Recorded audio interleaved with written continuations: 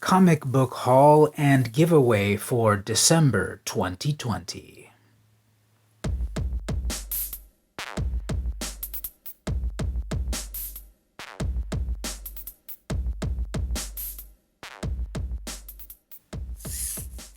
Hey everyone, it's VM Campos, comic book fan. Welcome to the weekly VM Campos Comic Book Club. It's the end of the month comic book haul, so that means it's time to look at all the comics that I picked up this month and a giveaway. Watch the video to find out how to enter the giveaway, no purchase necessary. And in the meantime, let's check out all the comic books that I got this time around. Starting off with Marvel, I picked up King in Black #1 variant. This is the Peach Momoko cover. So Peach Momoko, of course, is like the big name, the big artist of 2020. Her art is amazing. I've been picking up her books whenever I can, so I got the King in Black variant. Now, the barcode over here says it's 00122, so it's the second printing, is that correct? Or is this, or were there like 22 covers here? Sometimes Marvel uses that final digit as like variant covers. So it's issue 1, variant 22 or something? I don't know what it is. Anyway, it's Peach Momoko, King in Black. Here's another Peach Momoko cover. This time it's Spider-Woman. This is number 5, or Legacy number 100. So, Momoko cover of Spider-Woman. I love these. Love the energy. Love her style. This barcode over here says 00519. So usually the last digit means printing. This is not the 9th printing, is it? It's probably like the 19th variant cover. That's probably what that is. Issue number 5, Peach Momoko. And lastly, on the Peach Momoko trip, we've got Spider-Woman number 7, or Legacy 102 variant. This is the nullified variant. I love this one. We've had Venomized, Carnagized, and now we've got nullified. So all the heroes are nullified, and here we have a Peach Momoko variation on that. Now this one says 0731, so yeah, first printing, that final digit definitely means first printing. 3rd variant, and then issue number 7. So I don't know what those other ones were all about on that final digit. But here's one more Peach Momoko cover. What do you think about them? Tell me about there in the comments. Do you like her work? Because I know that the correct answer is yes, that you do. Alright, I was catching up on the latest Thor run. So here I got the 6th printing of Thor number 2, the Donny Cates joint. So pretty cool black and white cover. Then I also asked the shop to get me issue number 5. I was missing that one, so we all know what happens in this issue, no spoilers. And right here I had to get the 4th printing of it. I don't have the first printing of that. And then lastly, I got the issue number 7, 2nd printing. So big changes happening with Thor right there in this new interesting series after Jane Foster gave up the mantle, and then Thor returns as the Herald of Thunder. So I was picking up the issues that I was missing with very high print numbers up here, so money in the bank. Next we've got Last Remains storyline of Amazing Spider-Man 54. I could have sworn, is there like a variant of this cover with like reflective eyes or something? Anyways, this is issue number 54 of The Last Remains. I'm not loving Last Remains. I think it's way too depressing, way too violent. It's not the classic Spider-Man that I love, but we'll see we'll see where Nick Spencer keeps taking us. So I've read it up to 54, and I've also gotten 55, so we'll see what happens there. Amazing cover here with 55, this black and white. This is variant number, just the first variant, the first regular cover. This is first regular cover as well. I got Spider-Man 54 and 55, part of the Last Remains story. Cliffhanger after cliffhanger, right? And then we'll see the result of this latest cliffhanger, which also made me scream no, just like Peter at the end of this. Star Wars Dr. Aphra number 5, volume 2, right? So I'm just following along to see what's going on with the adventures of Dr. Aphra and trying to get those rings, whatever they're called again. So pretty cool cover. I've been enjoying the covers. I've been enjoying the story. Dr. Aphra's cool. I have her first appearance, of course, in Darth Vader number 3, the English version and the Spanish version. That's worth 20 times as much, I bet. Anyway, this is the Fortune and Fate power play and the culmination of this plot line right here. Are you hooked on Strange Academy as well? I've been enjoying it. I went back and got issue number 1 and started to read them. I like the diverse characters, the interesting cast, the story, and all of that. So I got issue number 5. I also got number 6. Both of these are the variants. These are the Arthur Adams variants. Yeah, Arthur Adams. And who did that one? But anyway, I got 5 and 6 out of Strange Academy. This has been a pretty enjoyable series with a variety of characters that you can totally relate to, even though they're more magical than you ever will be. I'm not reading Wolverine, but I couldn't resist the 350th issue of The Best There Is. Now, do you really believe the legacy numbering on some of these characters that have had a variety of series? Because I know that there was a series of Wolverine that definitely went up to 100 issues. And then, of course, do they count the original 4-issue series and then a bunch of other Wolverines here and there? What about Old Man Logan and so forth? I don't know. Anyway, this is 350. I don't know what's going on in this plot line, but there's like some evil guy that looks like a chunky Wolverine and, stabbing him in the chin. And, of course, this is the parental advisory. And number 8, Legacy 350, Wolverine. I kind of like that they're doing the X as part of the logo on these variety of X books. It's kind of like a little minor thing that I kind of like. All right, well, we've got The Walking Dead Deluxe. I caught up on the recent ones. I got issue number 1, of course. Then there's issue number 3, and then issue number 4 so far. And I think there's a little mistake here, because what they've been doing is I wanted to get the Tony Moore covers, the recolored Tony Moore. So I got issue 1, Tony Moore, issue 2, Tony Moore. And on the back it tells you, here's the original Tony Moore art. Okay, there it is. I was not able to get the Tony Moore issue number 3, and here's the problem. Well, I'll show you in a moment. If you go to issue number 4, it's also not Tony Moore, but on the back it shows here's the original Tony Moore art. So he was, if you didn't know, he was the original artist of Walking Dead, and he was there just like the first 7 issues. Interior arts, he did covers for like 12 issues in total or something. But here's the mistake. This seems to say here, original cover issue number 2. This is obviously issue number 3, but it's telling you this is the original cover of number 2, just like number 2 is telling you here's the original cover of number 2. I think they misprinted that, right? Does your copy have that properly? I tried to look at other ones on the shelf, and I'm pretty sure they all had the same error, that they are telling you issue number 2, but it's issue number 3, and then issue number 4, which is the latest one. That one is correct right there, so that's pretty interesting. Anyway, I got all of those. It's a recolored version of the original story, and it's also got a lot of like behind the scenes back matter at the very end, and supposedly these will never be collected in any sort of omnibus or compendium or anything. So if you want to see The Walking Dead in color, you've got to get the singles. So that's going to be pretty cool to see the first introduction of Michonne and the Governor and everyone and Negan again. So Walking Dead Deluxe. Kevin, the clerk at the shop, recommended me Firepower. So there's another Robert Kirkman joint. He was really hyping me on it, and it was really interesting how the full trade was released as a prelude before the ongoing series. And so it's a new Robert Kirkman epic right here on the ground floor. I'm loving the Department of Truth so much. These covers are utterly amazing. The interior art is as epic as that as well. This weird, sort of scratchy, just weird, amazing interiors by Simons. This is issue number 4. I have issue number 1, second print, issue number 2, first print. Issue number 3 was sold out, so I don't have issue number 3, and there was a cliffhanger after issue number 2. So I gotta get that before I read this one. And these covers they just give me so much of an X-Files vibe, which I love the X-Files. And basically the plot is, what if every conspiracy theory you've ever heard of is true?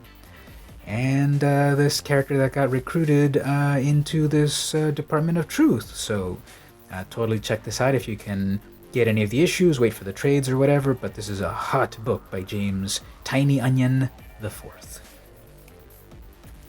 Homesick Pilots. This is horror meets punk rock. So I got issue number 1 as well as the concert poster variation, I believe that's what they called it. So love both of these covers, and browsing through the book, it's pretty cool so far. Can't wait to read it completely. So it's horror plus music, very interesting. And this one's over from Image, issue number 1. Moving over to Dark Horse, it's the final issue. I believe it's 4 issues or 5. How many is this? I gotta check. Anyway, issue number 4 of Spy Island, a Bermuda Triangle mystery. This has been a very enjoyable book. It's like a pastiche of various types of genres: mystery, James Bond, supernatural, and then there's like really interesting back ads. Now enjoy orgasms on the go. You just know it's going to be good. Now this is a type of alcohol, sparkling orgasm. So yep, hilarious. It's like this vintage 60s style of photo on the back plus this ad. And then on the front, it's this beautiful art as well. So I'm totally enjoying this series. I think issue 4 is the last one. Maybe there's issue 5, but I got the latest one.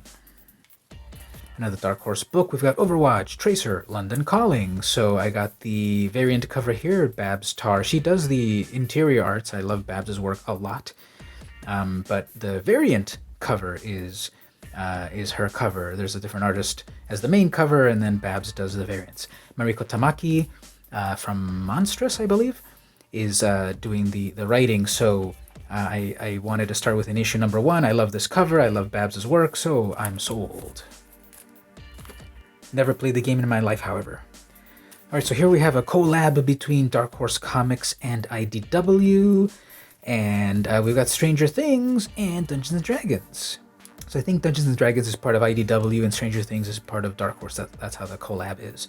So I got the variant covers, which has each of the characters as their D&D character. So I love that. I got issue number 1 and number 2. Dustin is amazing.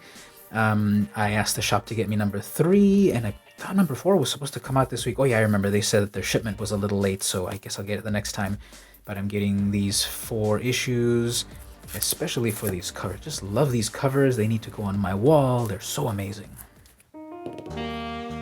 Alright, let's pause for the cause. I just rolled a D20, and it landed on 6. So that means the 6th person is the winner. The contest, no purchase necessary, is for you to simply go to my Twitter, twitter.com/vmcampos. You will find the tweet about this particular video. You need to follow me on Twitter and then also reply to me. The 6th reply on that tweet will win. No purchase necessary. You'll win some comic books. All you have to do is reply and be the 6th person on Twitter. Don't forget to follow on Twitter as well to enter into the contest. 6th reply wins. Back to the show. All right, so IDW proper. We've got Usagi Yojimbo number 15. Now, when I previewed this comic for my new comics coming soon video, I had noted that in the corner box it says Sakai and Hi-Fi. It has said Sakai and Luth since the first issue. Tom Luth has been Stan Sakai's colorist for decades. He was always coloring his covers at least. Then after Usagi Yojimbo went to full color when they moved over to IDW with volume 4, whatever it currently is, volume 3, Tom was coloring it until issue 14. Apparently, Tom has retired now. When I saw that his name was not in the corner box on that video, I noted, is he okay? Did he pass on? Like, what happened? So Stan tweeted, or he put somewhere on social media that Tom is retiring. And so issue 14 was the last Tom Luth colored Usagi Yojimbo comic. I'm not sure if he colored other comics, but maybe, doing a monthly Usagi comic fully colored was a bit of a challenge and time to retire. So good luck to you, Tom Luth. I hope you have a great retirement. Now we're getting colors by Hi-Fi, which I believe is a collective. I don't think it's an individual. And so we've got issue number 15 of the series. This is like the most violent Usagi cover I've ever seen. There's actually full blood here. One of the things I note about Usagi Yojimbo when I review it is like there's never any blood, even though he's cutting down everyone. Here on the cover, we have a dead guy at the bottom of the stairs in a huge pool of blood. The blood is still on Usagi's blade. He didn't wipe it off like a true samurai, I guess. I don't know what's going on. Ronin. But yeah, this is the latest Usagi book, number 15. A side story, or Gaiden, is Usagi Yojimbo Wanderer's Road. This is reprinting classic Usagi Yojimbo stories from back in probably in the Fantagraphics age. It does look like classic Usagi art. The covers are by Peach Momoko. So Peach Momoko makes another appearance in the haul right here. There's issue number 2. I got number 1 last time. I like that cover a little bit better. But here we have the snow, the wandering samurai Ronin, Peach Momoko cover. IDW is publishing this series, The Comic Book History of Animation. This is by Fred Van Lent and Ryan Dunleavy. This is the third collab they've had, where previously they talked about the comic book history of comics, the comic book history of manga, I believe, and now we've got animation. So I love this series. It's such a dense series. It's a great history book.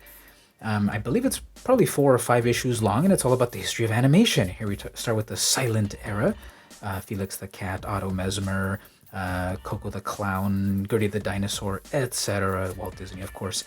And check this out if you love animation and you love historical types of comics. This is a great series so far by these creators. IDW's Teenage Mutant Ninja Turtles number 112. So this has been an epic series so far. I've started to read it regularly now. Jenica is part of the team. Love the art on this. And so it's the latest issue, 112. You really have to go back several issues to really know what's going on right here. So don't jump into it, just issue number 112. Go back. Go back to 95 when Jenica becomes a Ninja Turtle. But that one's totally sold out and too valuable. Speaking of Jenica, here we have Jenica Volume 2, Issue 2. So her solo series, Requiem, not Requiem, what's the other name? Prologue, not Prologue, Epilogue, I don't know. It's Volume 2, Issue number 2 of her previous series. Who did this one? Bram Ravel. I know Eastman also has done some of these covers, and they're always really cool. So the latest Jenica book.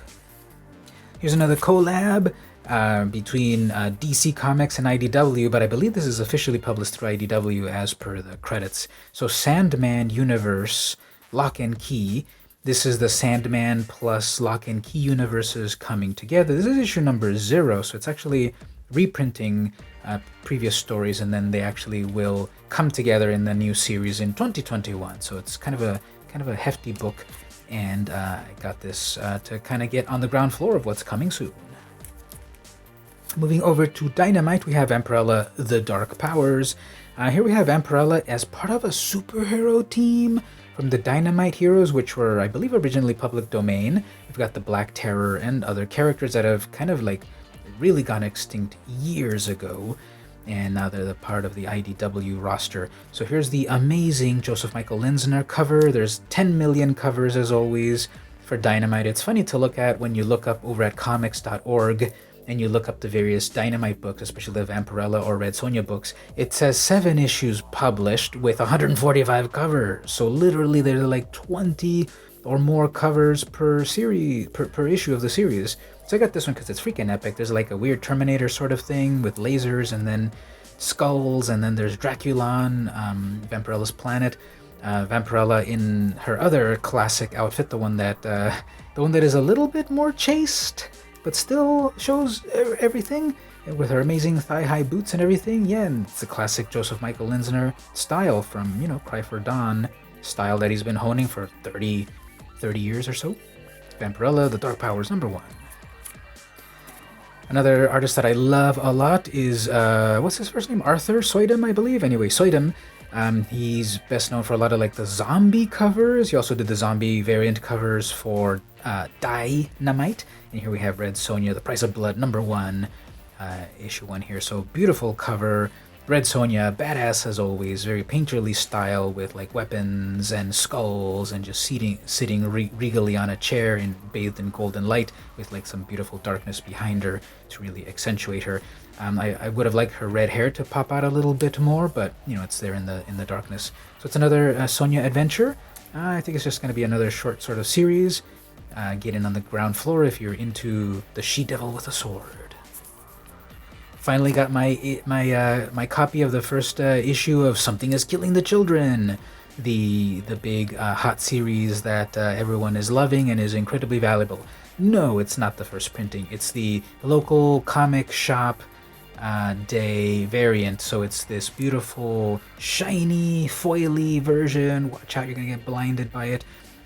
So I wanted to get this issue number 1. Obviously, the first printing is the one of Big Bucks, but James Tynion IV's work. Everyone loves it, and I wanted to start to read this. So they had one at the shop. It's the local comic shop version, nice and foily, like back in the 90s, so good stuff.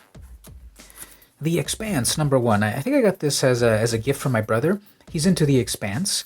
I've never seen an episode, although I got some free swag at Comic-Con years ago when they first announced it, and I ate at the special The Expanse Cafe. It was very overpriced, but the food was futuristic. Anyway, so this is a 4-issue series to tide you over before season 5. I'll probably read it and then give it to him so he can check it out. It's a really cool cover. This is variant cover number 2 with some beautiful purples and greens, very stylized sort of cover. So have you seen the show? Tell me about it in the comments. Mighty Morphin number 1. This is the second printing, so we've got sort of like this design style. Is that what they're calling it? Blueprint style, design style, whatever they're calling it. So it's a new series. There's Mighty Morphin, and then there's also another series, Power Rangers. I believe I already have Power Rangers, but here's Mighty Morphin. It's number 1. It's the second print. If it's a second print, that means this series is doing pretty well. So I'm going to check out at least issue number 1 right here with number 1. Moving over to Ablaze. So this is issue number 2. I didn't get issue number 1 previously, but I asked them to look into it. So Unsacred, volume 2, number 2. I need number 1. So I really enjoyed Unsacred, the first volume. If you remember months ago when I first reviewed issue number 1, I sort of didn't love it, but then it grew on me. The art is really cute. Mirka Andolfo's art, I love it. The story is really fun. We've got Damiano, a devil, and Angelina, an angel. And in volume 1, they were falling in love, they were courting, they were dating, they were celibate, and then eventually they did the dirty, and then they got married, and then the series ended with them being married and expecting a child. Spoiler alert for a series that's already fully collected. But anyway, issue number 2 is now taking place a few years later, and their trials and tribulations as parents. So that's all I know about it. In volume 2, I need to get number 1, and then I can start to enjoy number 2.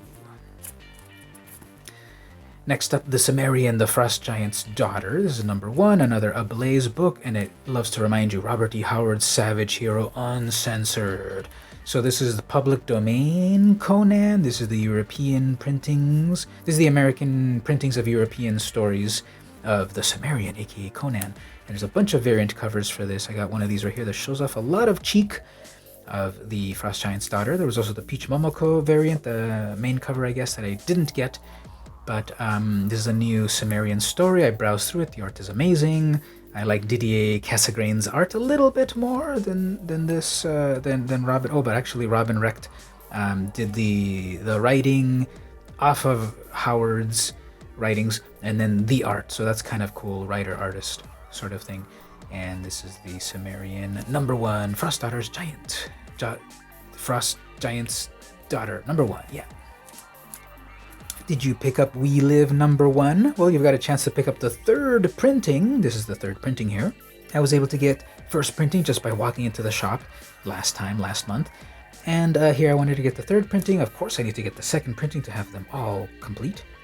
And this is a story about a post-apocalyptic world where we have to rescue the children, take them to the drop site. The team has to take the children, but there's dangers along the way, of course. And it's a ruined world of the future. This is a fold-out cover. It's got 3 panels. Which is really cool. And then also, it's got QR codes for you to scan to listen to music, original music composed for the comic, and it really sets the stage. So check it out. This is from the Miranda brothers in Spain, from Aftershock. Gold Digger number 277. Congrats to Fred Perry for having such a long-running series. This is surpassing many other long-running series, independent series that is. Spawn is at 312 issues or whatever, and Savage Dragon reached 250, but Gold Digger's at 277, which I believe excludes the original 4-issue limited series, so 277 issues. Knights of the Kitchen Table is also up there pretty high, so props to the independent creators that have been chugging along for decades on their creation and reinventing them as time goes on. Antarctic Press, 35 years. Congrats on that too.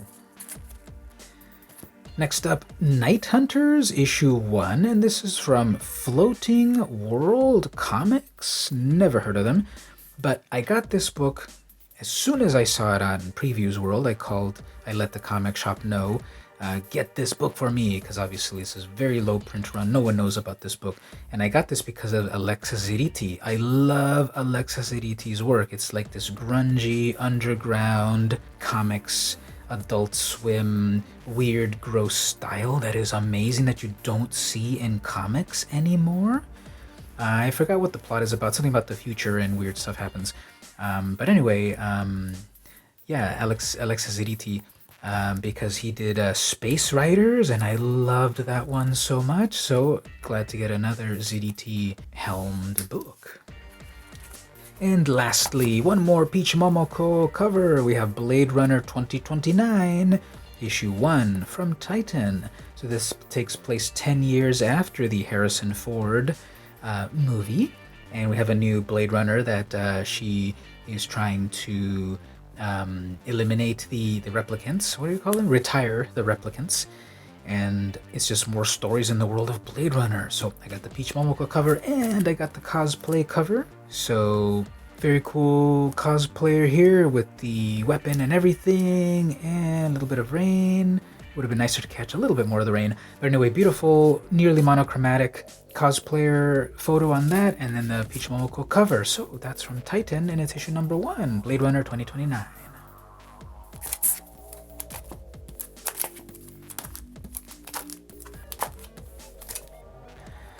That was quite a haul. Well, that's what happens when you visit 2 comic shops and have good relationships with them.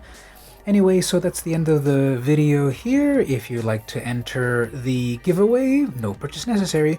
Find the part in the video that tells you what to do and then do it, and you'll be entered to win some comic book prizes. What do you think about my haul? What are you reading? What am I missing? What are your recommendations? Tell me all about it in the comments. Don't forget to like and comment and subscribe, ring the bell, keep up to date with everything that I do. Maybe even go over to the Patreon, patreon.com/vmcampos, to keep up with everything that I do there. Simply follow for free to be alerted to everything that I do. At the $1 tier, you'll unlock exclusives. At the $2 tier, I'll actually mail you some comics in appreciation. And at whatever tier that you go for, I really appreciate it. It really makes me feel good when I get the notification that I've got a brand new patron, that someone really likes my stuff. And that's what you should use Patreon for, to show your favorite creators that you really enjoy their stuff. At $1 per month, I think it's worth it. That should be your New Year's resolution in the year 2021. Join the VMC crew for $1 a month over at patreon.com/vmcampos. Thank you for watching the last comic haul video of 2020. On to 2021.